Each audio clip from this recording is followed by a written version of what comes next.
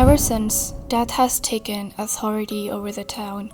Only people alive were either older or younger than 8 and were hypnotized by forcefully drinking blood soup. At 12 o'clock, the abduction begins. Whenever a kid turns 8, they take them to suck their flesh blood. He and his companions bury the victim alive till they die and suck their blood.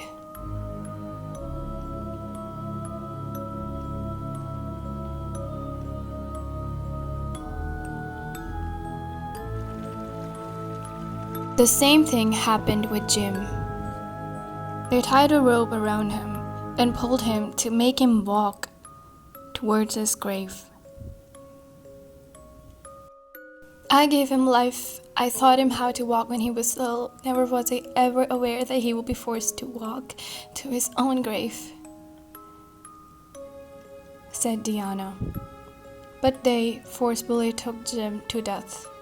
Soon after, they forced Jim into the grave while he was tied with shackles. They started burying him alive. Thunder strikes on death, and everything starts to disappear. The people saved Jim as the spell broke, but who broke it? Jim received a note. Dear Jim, I freed my soul for you. Diana never drank the blood soup. She merely pretended to be hypnotized, as she knew about the possibility of fast approaching death of her son. In order to break the spell, one had to indulge in the act of killing, so she committed suicide.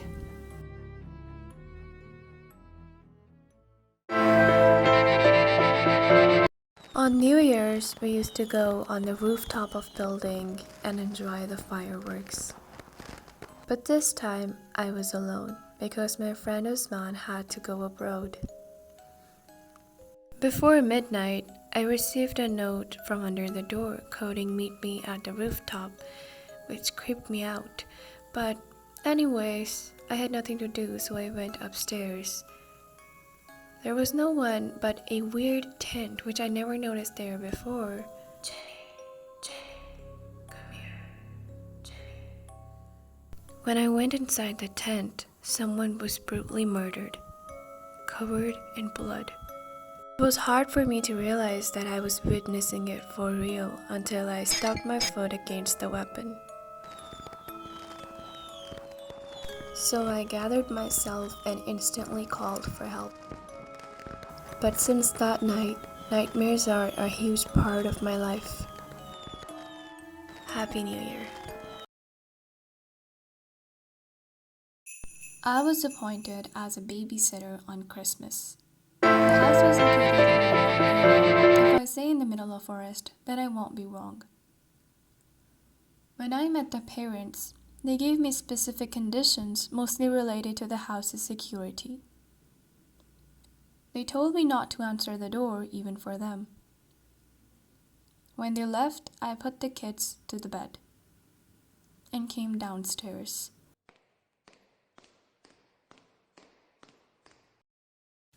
I was viewing the beautiful, scenic display of snow. It was calming. I heard some noise. I went to check, but no one was outside. It creeped me that who could be out in the woods at this hour? I decided to call the parents. They told me that I should be vigilant and lock all the windows and doors, which I did. Straight up this time, it was a knock on the door. I started trembling, and then the knock stopped. There was an eerie silence. I then received a call from the parents. They asked me if I locked the back door. The back door? I didn't know that.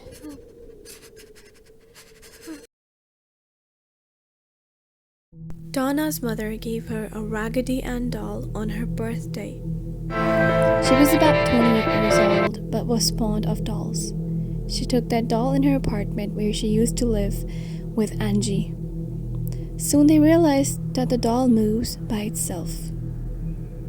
One day they woke up and found a piece of parchment paper on the floor with "Help Me" scribbled.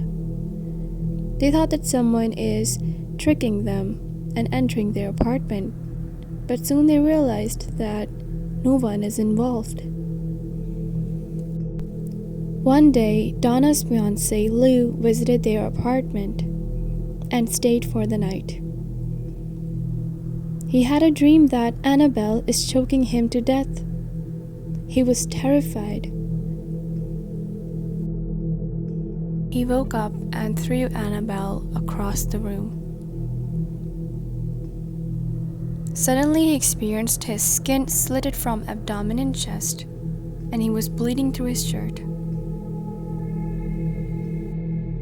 Due to such circumstances, they called Ed and Lauren, the best paranormal investigators of that time. They took Annabelle with them and placed it in their occult museum. They then called the priest to confiscate the doll. The priest took the doll out and threw it across the room and said, "God's more powerful than any devil or demon." On his way back to the rectory in Hartford on the same evening, he got into a car accident, which he survived miraculously, although he called Lauren and said that he would never want to have the vision of Annabelle from his rearview mirror sitting in the back seat of his car while he's driving.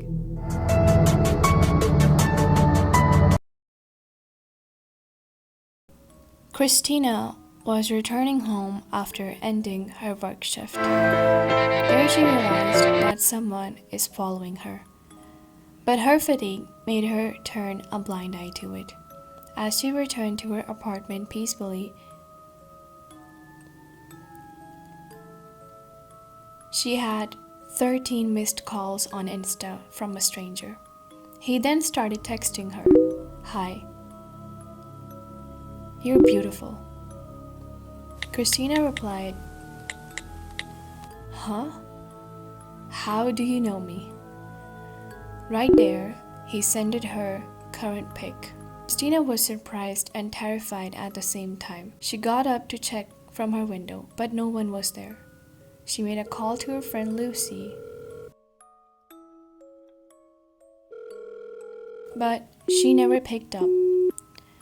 Christina again received his message, "I love you." She gathered herself and started asking him, "You have been following me?" The door knocked. Afraid, Christina thought that Lucy might be on the door. Instead, she received a bouquet of flowers and felt his presence all around her. He texted her again, "Don't be scared. I know you love the flowers. Do you want another present? Look outside the door." Christina wasn't sure if she should open the door, but she forced herself to it. Shaking like a leaf, Christina was witnessing Lucy's dead body hanging in the hallway. Christina became hysterical and started screaming.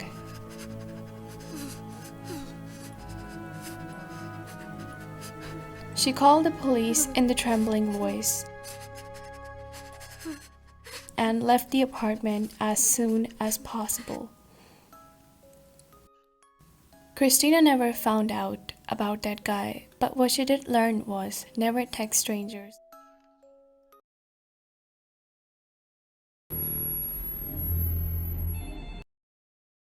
Rachel was a journalist who got a case to solve due to the sudden death of her niece, only due to a videotape. She found the cabin number 12, where her cousin outlooked the tape, and Rachel decided to see the tape too. It contained weirdly disturbing content. On a sudden, she got a warning call. She took the tape with her and discussed about it. She also mentioned the fact that after watching the tape, her pics are ruined. Rachel showed him and made him a copy of that tape.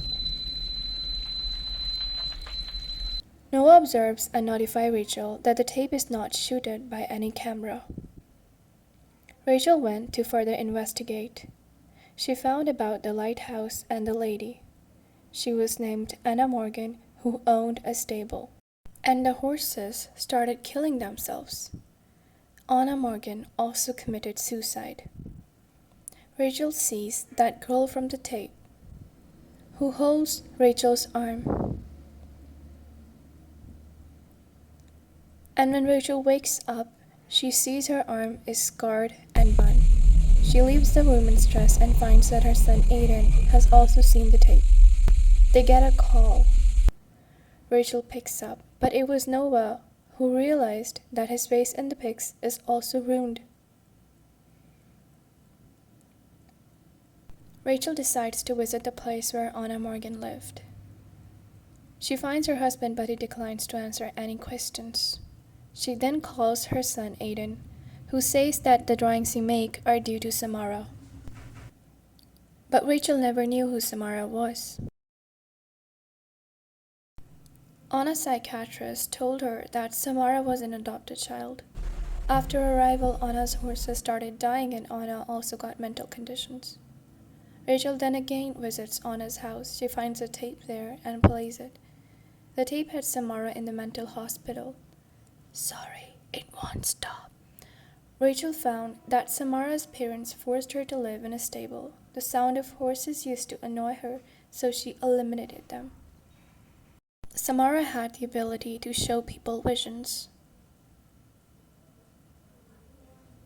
Anna's husband arrived and said that no one can save you. He committed suicide. All in front of Rachel, and she panicked. But Noah arrives. They then find the stable where Samara was kept forcefully. It had a long ladder leading to her room.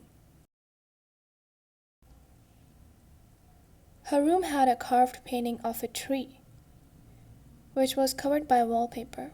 She saw the same tree on Shelter Mountains and realized it might be a clue. They found the well there, but Rachel fell into the well. There she sees visions by Samara.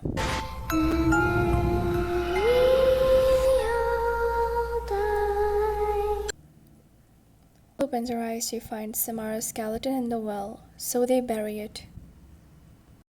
The next morning, Rachel sees the same scars on Aiden. She rushes towards Noah's apartment, but he was dead.